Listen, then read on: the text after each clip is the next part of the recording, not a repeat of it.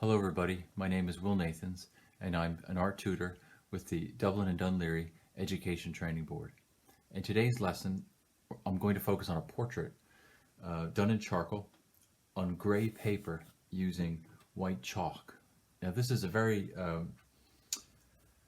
just a great way to draw the portrait, because in using the white chalk on the grey paper you can really develop the form and create beautiful highlights that you wouldn't ordinarily get with just pencil and on a white sheet of paper. And grey paper you can get in any art shop, or you can order it online, and the same with the white chalk. So it's just a white chalk pencil that I've sharpened. And this is my charcoal pencil that I've sharpened. And just a kneaded eraser. Now for my portrait, I'm going to use an old photograph in a book that I have of the French painter Piet Mondrian. If you're familiar with Mondrian's work, he did a very famous painting it was called Broadway Boogie Woogie. It was kind of an abstract expressionist painting of New York City Broadway during the Jazz age. It's a very famous painting. If you Googled it, you'll see what I mean. But he's got a very striking face, and I'm going to portray that for you on the page here. So just to begin, whenever you're beginning a portrait, always start off with the general shape of the person. Okay, so Mondrian has a very distinctive forehead. So what I'm going to do first is just generally sketch out the overall shape. So basically, the head is an oval shape. Also, if you bear in mind too, when you're beginning a portrait, try to hold your pencil, as opposed to this, hold it more like this. This way you're holding it. I learned recently, holding your pencil like this is called the candlestick method, or candlestick manner. I think because it's as if you're holding a candlestick, that sort of way. And it's going to free you up, because if you're drawing like this, as if you're writing, you're going to be more inclined to draw these little details. But if you hold your pencil like this, it'll prevent you from rushing into the details. So here's Mondrian's head, and then I'm going to get a sense of his neck and just the tilt of his shoulders. So his right shoulder is raised just a little bit. And then the gaze, so the central median line is roughly somewhere like that. Now remember, halfway on the head is your lower eyelid or tear duct. So I'm going to mark that in. And then so just above that then is the brow. And then half of that again is the nose from the chin, and then from the bottom of the nose to the chin, half of that is the mouth, roughly. Now, not everybody corresponds exactly to these measurements, but if you initially lightly put them in, you can alter your portrait depending. Okay, so if you remember from an earlier lesson, I was talking about the silhouette. So the silhouette is just the shadow pattern of the portrait. So that's what I'm going to focus on with Mondrian's head here. I'm going to just focus on the shadow pattern. The light is coming from the top left, and for the most part, most of the shadow is on the right hand side. So I'm just going to slowly model my shadow shape and fill all this in. Now bear in mind, just as I'm doing this, I'm just going to talk a little bit about the structure of the head. So this is the brow ridge. Get the brows in, and just by focusing on the shadow shapes, that's where the likeness comes in. So the brow ridge casts a great bit of shadow underneath where the eyes nestle. So I'm going to create that hollow for you just by focusing on the shadow shapes. And if you notice, I'm just keeping the same value. I don't want to go too dark or too light. I'm just sticking with the same shadow pattern. Okay, from the brow ridge we have the nasal bone, and that comes down. Okay, now to the base of the nose here. Now he has a distinctive mustache, so I'm just going to incorporate that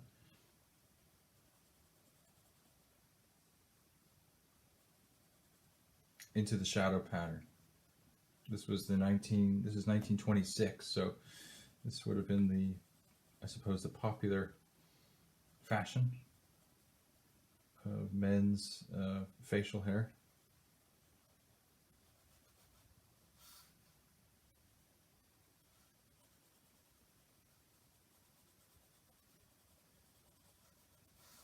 Okay, so this is getting back to the eye. This is the hollow of the eye. Just get a sense of the ocular structure in there. And if you just stick with the shadow pattern at first, just keep everything the same value. Now when you're laying in the eyes, just be sure that the top of the iris being the colored part of the eye, that's the pupil. The pupil is the dark part, the iris is the colored part. Just make sure that that is lining up with the other eye. Now there could be a fold of skin hanging down, but for the most part, just focus on placing the top of the iris equal with the other one. You could also use the tear duct. You know, that point, that line, just make sure that they're both lining up. Okay. Okay. So the shadow of the upper eyelid hangs over the white of the eye. So I'm just going to indicate that fold.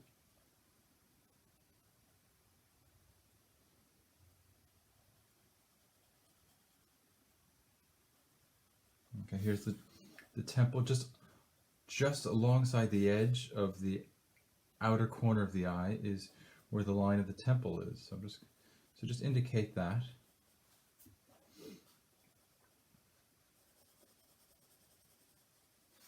Okay, on the other side, you can see it very distinctly on the other side. That'll help you to line everything up. That's the top portion of the face. Okay. This is now the right side of the left eye is all in shadow, so indicate that as well. And again, that upper eyelid hangs over the eye, so it creates a very distinctive shadow.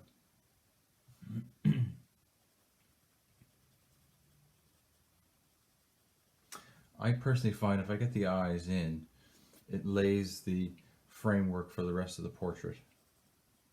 Now I don't have to go into such great detail, but as long as the structure of the eyes are in place, it just sets the tone, it sets the stage for the rest of the portrait. And abstracted, I'm just looking at this shadow shape. You know, this shadow shape comes down and across, and the shadow of the eye melts in with the edge of his glasses. He's actually wearing a pair of spectacles. So, you know, at this stage, don't worry about what's on his face or how you think you're going to draw the glasses. It's just the shadow shape. If you just focus on the shadow shape, the glasses and the eyes will literally sort of just draw themselves. Okay. Now, the shadow underneath the structure, the bone structure under his cheekbone. So the cheekbone will flow roughly into the upper lip. See how it nearly points down into the upper lip there. So if it helps, just very lightly kind of sketch that in to get a sense of where the cheekbone is positioned. And because the way the light is here, the shadow ends just underneath the corner of the eye there. So now all of this is in shadow, and I can build off from that center, roughly where the hair is. That's all in shadow.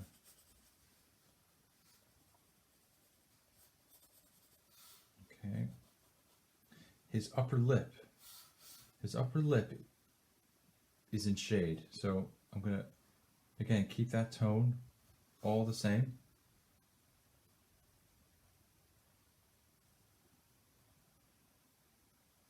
Just make sure that the corners of the mouth do not exceed the middle of the eye, the pupils of the eye. Okay, and now to the chin.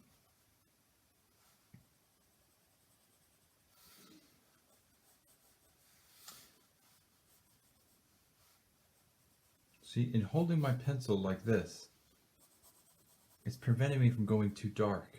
I can just very lightly mass in my shapes. At this stage, it's just, remember, keep in mind those shadow shapes.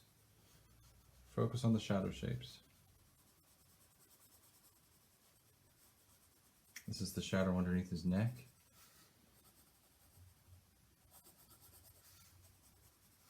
Okay. It's a bit of shadow on the right side of his face, our left, his right. Just to flesh out the other side there of the jawline. Usually, where the mouth line is, if you just carried it over, across, that's the break in the jaw. So when you're turning the corner from the side of the cheek to the jaw there's a plane change, and it usually breaks at the level of the mouth. You can see that. Same with the other side here. Okay, now for the ear. Remember, the ear is positioned from roughly the brow ridge and the base of the nose. That is roughly the ear. Now his entire ear is in shade, so I'm just going to fill the whole thing in that solid tone. And don't worry, because again, the eye, at this stage, the eye is going to fill that in. Okay, now his hair is dark, so I'm just going to mask that in, the other ear, just to line that up.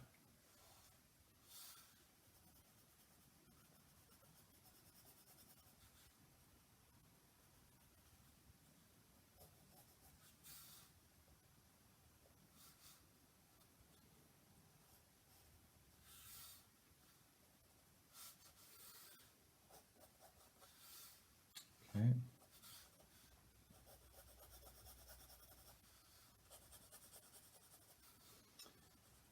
It's great practice to find faces, whether from an old book or a magazine or the newspaper, and just practice this.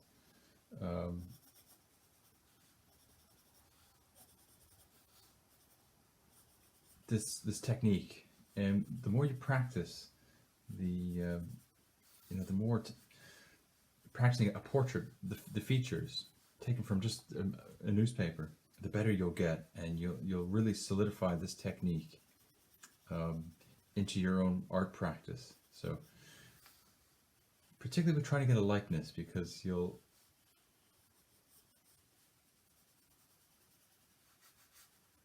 getting a likeness can be one of the hardest things to do in art. And I find just by focusing on the shadow shapes,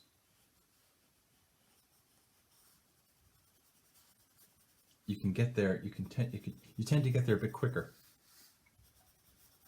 Okay, now for the neck and his shoulder, I'm going to start by finding first where the neck really emanates from, back behind the ear. So that's where those muscles are, and they fold, they kind of flow into the center at the top of the rib cage, and they make sort of a diamond, or sorry, a V. So just by lightly doing that, I can begin to position where his shoulder girdle will be. So that's the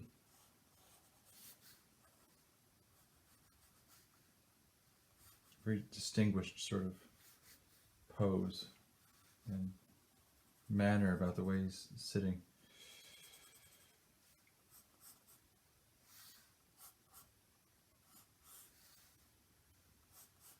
And that's all dark.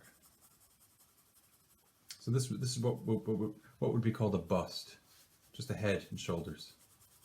And we can keep the bust, the shoulders here quite loose. As long as you have some sense of the shoulder girdle, it'll just help to support the head, so that the head doesn't look like it's just floating. It's always good to put a neck on your portraits. Okay, so now we'll get into the finer details. So with your eraser, just start to erase away some of those initial construction lines.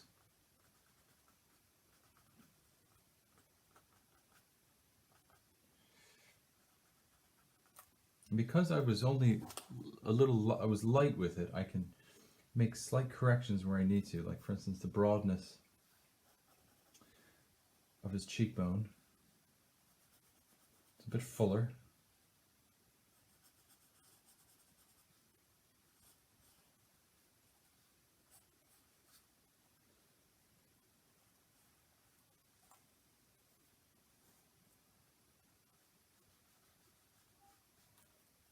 That's it.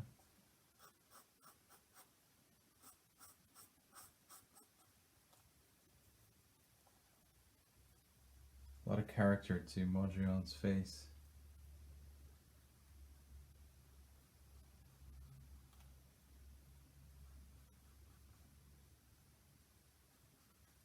It's always good to be, even if you see the edge soft, a soft edge, try to make it initially nice and clear, because the clearer you make the edge between light and shade, the stronger the character in your portrait.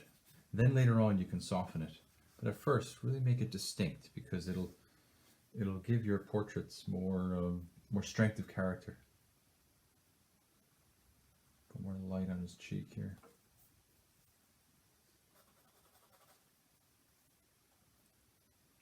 These subtle little shifts, like for instance, I'm just changing the direction of the jaw there, and it'll just help to give it a bit more character.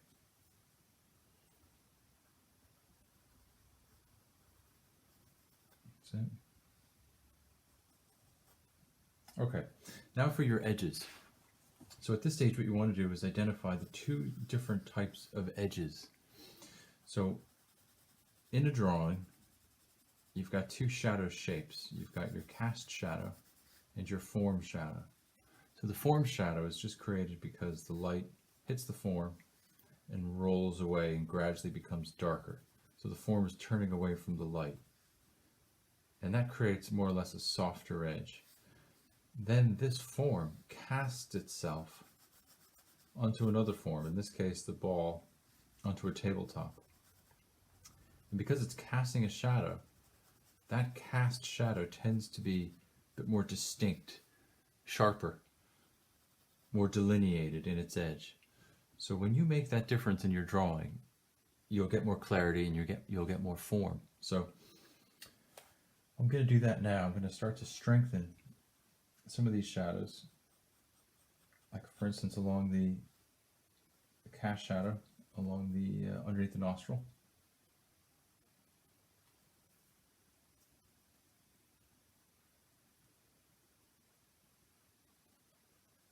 These kneaded erasers are fantastic because you can literally shape them into a pencil point and make your corrections.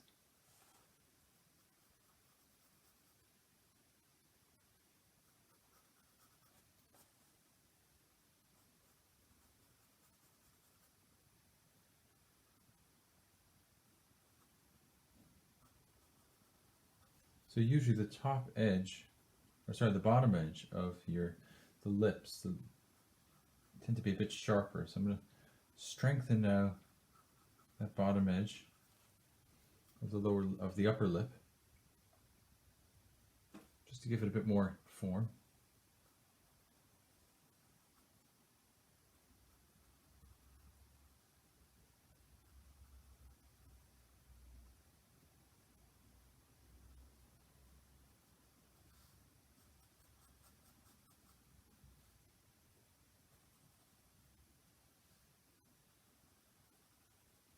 Strengthen the shape of his brow.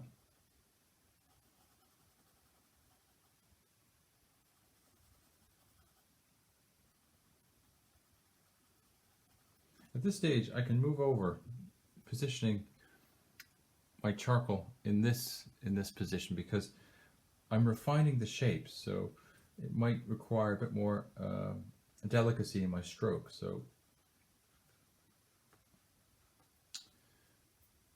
Mondrian has a very distinctive broad forehead, so I'm just going to alter that where the forehead meets the temple there. It's quite pronounced, so just by reshaping this.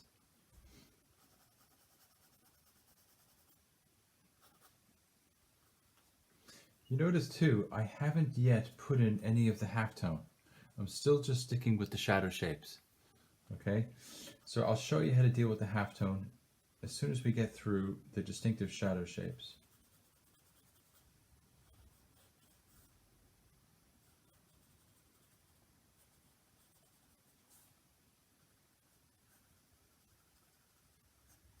Just refining the outer edge of the hair there. And now his other brow. His glasses on the nose rim there, the bridge of his nose, creates a little bit of a shadow. So just by indicating that, it'll help to evoke the sense that he's wearing a pair of spectacles here.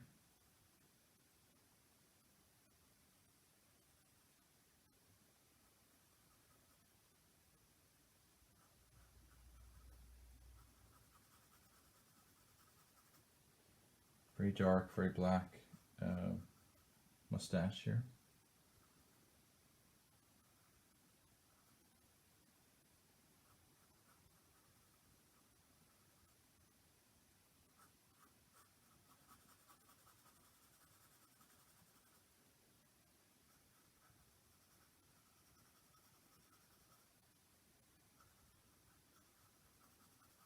There's the cast shadow on his nostril.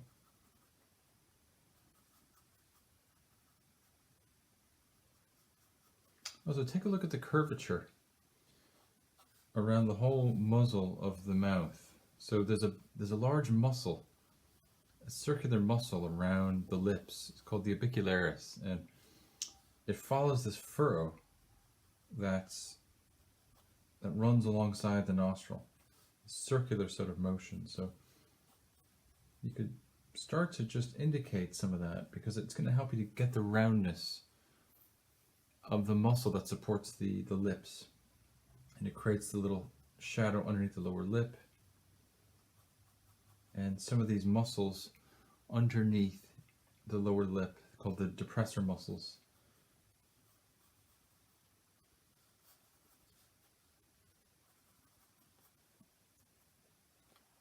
Okay, you can start to just soften some of these edges now.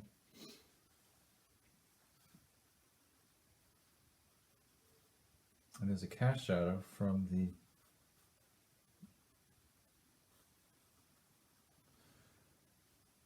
created by the glass of his spectacles there. So just by putting that in, it's going to help to create the effect that he's wearing glasses without drawing these complicated shapes. It's just a cast shadow. And the nose braces here, just by indicating that, you create the effect that there's glasses resting on his nose. He's got very dark eyes. Strengthen that now. Just make sure that the eyes are lining up. It's all in shadow. Slight little shadow on the other side, but it's not as pronounced. What is pronounced is the ear support.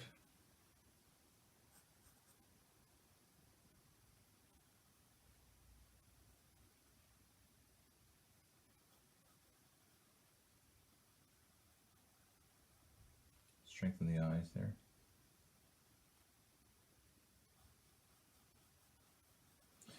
Do take your time with this. It just requires, to get a good portrait, it takes time and patience to really get these little shapes correct, because the smallest little shape difference can make the person look like, not the person, but maybe a relation of the person or somebody different entirely. So Really take your time. All the great portraits of art, if you study them, the shapes and the tones are so precise. But initially, all that precision is resting on a very clear structural groundwork of the light and the dark pattern.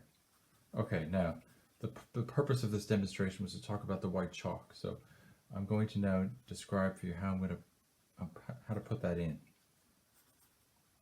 Okay, so once I have a basic framework, I can now begin with the white chalk. Now, the head is a ball, so the highlight of the ball is roughly here. So you have to be careful. Once you put your white chalk, that you're only putting it in specific places. You're not putting it everywhere in the light, because the gray of the paper is going to act as the halftone. So my brightest area is right in the center here. So I'm going to build that up. And the more you build up, if I stay on the same spot with white, it'll just get whiter and whiter because I'm building up layers of white. So I'm going to cross hatch there and then gradually fade it, because that central light is sort of dissipating as it moves off to the edge.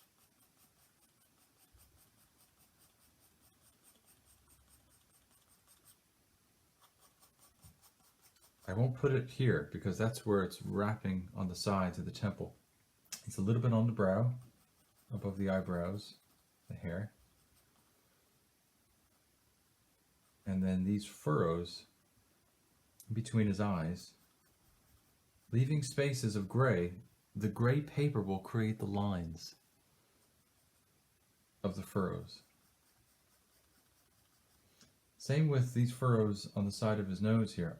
You really don't have to put lines, draw lines, because if you drew a dark line, it might be too dark. So instead, just avoid putting white chalk, and the gray of the paper will create the line of the furrow.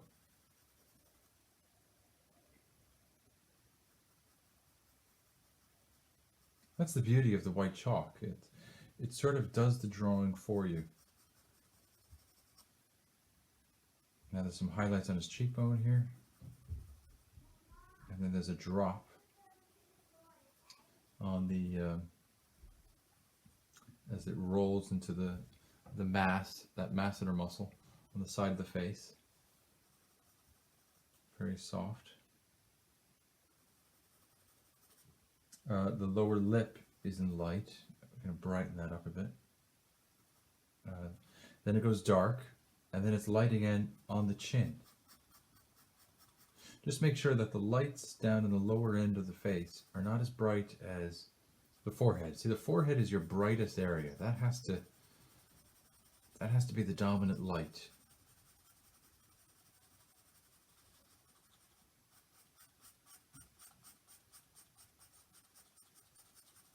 Just avoid putting that white too much along the hairline. And on his nose here, the nasal bone. The nasal bone is what's facing the light. And a little bit on the tip of the nose here, that highlight on the tip of the nose. And that's what's going to help make the nose come forward.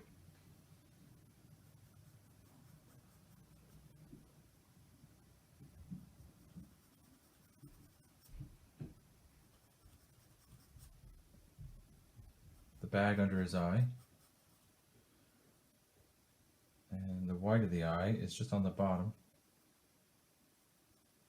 And there's a little, so the white of the eye on this side. So again, only put the white chalk for the white of the eye on the bottom part, because the rest of the white of the eye is in shade. There's a highlight on the bottom rim of the glasses, which will be fun for you to put in. And you see, just putting those little strokes creates the effect that he's got glasses, and I've barely even drawn glasses.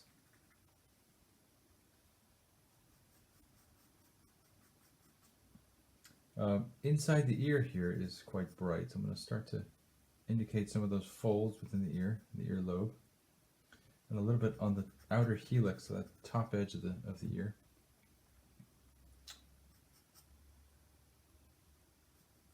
And a little bit on the edge of the upper eyelid.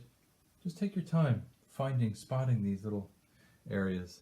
There's also a beautiful little highlight in the actual eye, the highlight on the eye, and you can wait till the very end to do that. If it helps, use your eraser first to pick out the dark before putting the white right directly on the dark, and it'll help to just place it. So at least you can see if it's in the right place first with the eraser. And if it looks correct and even, then you know you've got it placed well.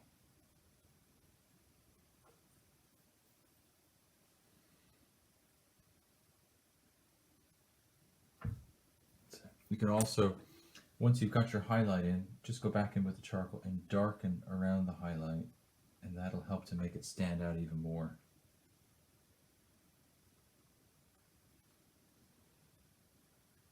This is a fantastic way to draw portraits because so much can be done with so few strokes with the white chalk. And I'll just sort of tidy this up by putting in the white of his collar.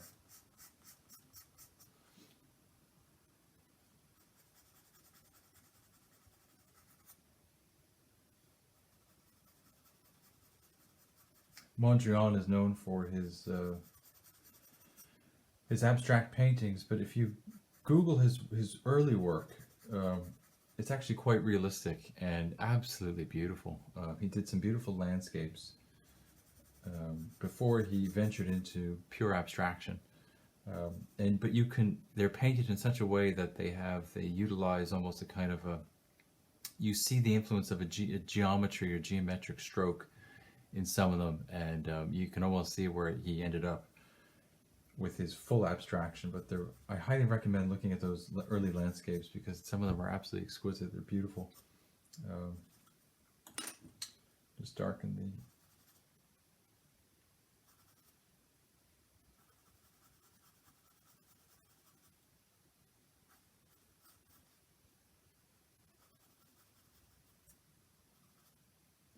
men's fashion back then was fantastic to draw.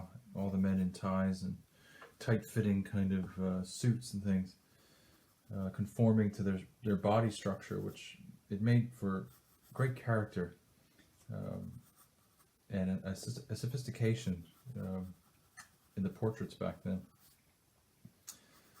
Just to strengthen this dark here. This is, again, with practice, you will really get a sense of how to utilize the shadow pattern for your portraits. And of course, you can always go back in and darken your halftone, like for instance along the temple. But you really don't have to darken it too much.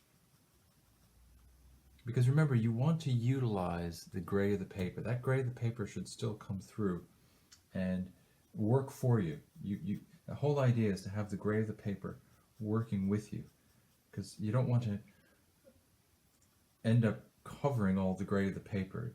It's the gray that gives such a lovely sense of tone and feeling to the portrait. Okay, thank you very much everybody for your time, and just remember to stay safe, to still keep the social distancing, and to remember to wash your hands. Thanks very much everybody. Be well. Bye-bye.